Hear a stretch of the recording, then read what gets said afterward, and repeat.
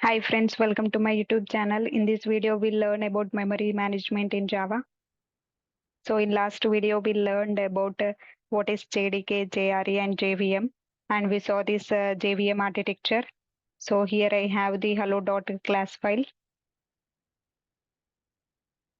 So with the help of this java p-v hello.class command, so I have opened this bytecode. So, and we learned about different stages in a class loader subsystem. So what is bootstrap class loader, what is extension class loader, what is application class loader. So we learned about this in loading stage, and then in linking stage it will verify the bytecode. So this is the bytecode, it verify the bytecode in linking stage, and in prepared stage it will initialize the default values. So here int I equal to 5, it will initialize this default value. So integer default value is 0. It will initialize the 0. In prepared stage, it won't initialize this I equal to 5.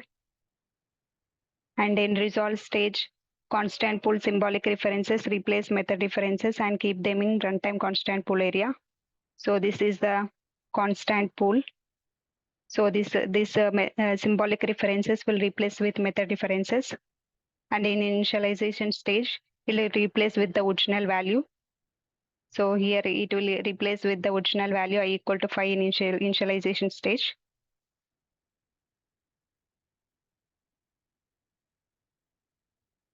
So now in this video, we'll learn about memory management in Java.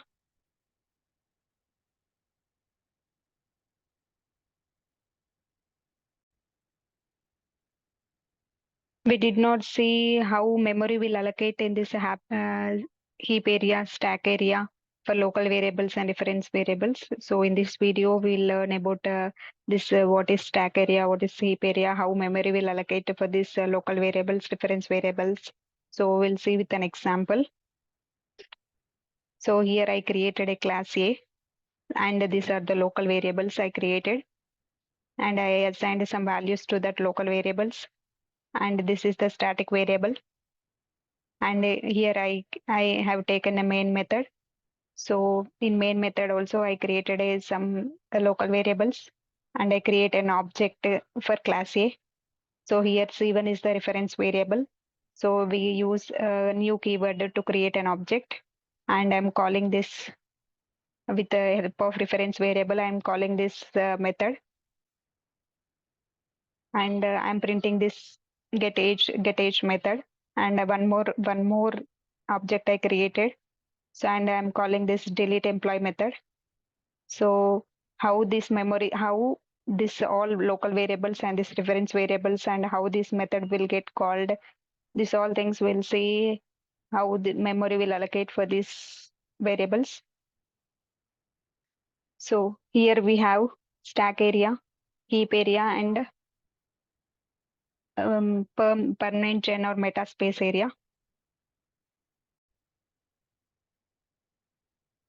So in stack area, local variables, reference variables it will store, and in heap area, objects, instant variables and methods and string literals it will store. So string pool is the part of heap area, and in MetaSpace, static variables, static methods, static blocks it will store, and method area is a part of MetaSpace area. So here in the method area, runtime constant pool it will store. So here this symbolic references, this all things it will store in the method area.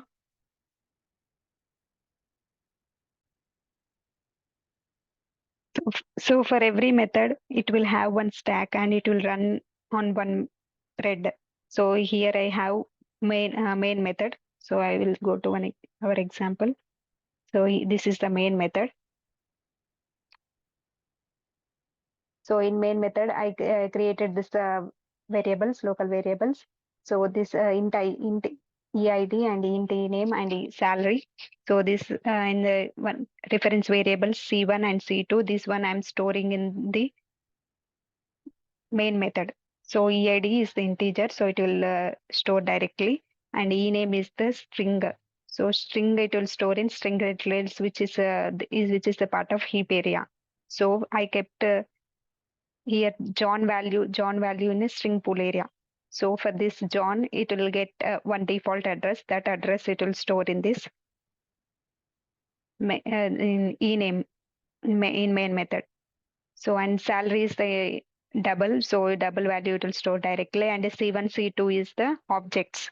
So here I created C1 class A C1 equal to new class A. It is an object. So I created an object, and C1 is the reference variable. So here it will create an object. In this object, it will take this local that all variables, and it will, for that object one address will get that address. It will store in this main method.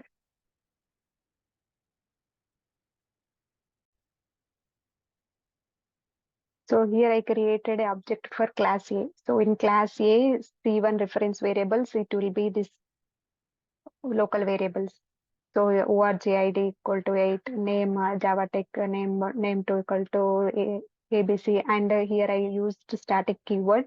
So this is the static variable. This static variable it will store in method area. So age equal to 30 it will store, and this method get age method also it will store in method area.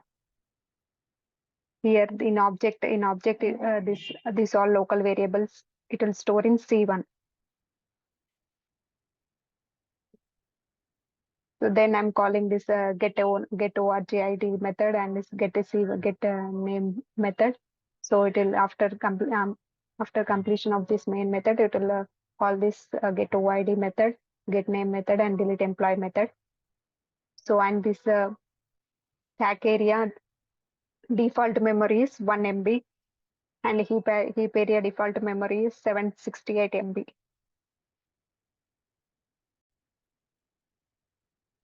Now you understood, right, where this local variables will store, where this string values will store string literals, and instant variables, methods, and objects, and the static variables, static methods. So where it will store with this example, I think you have understood this. Yeah, thanks for watching this video.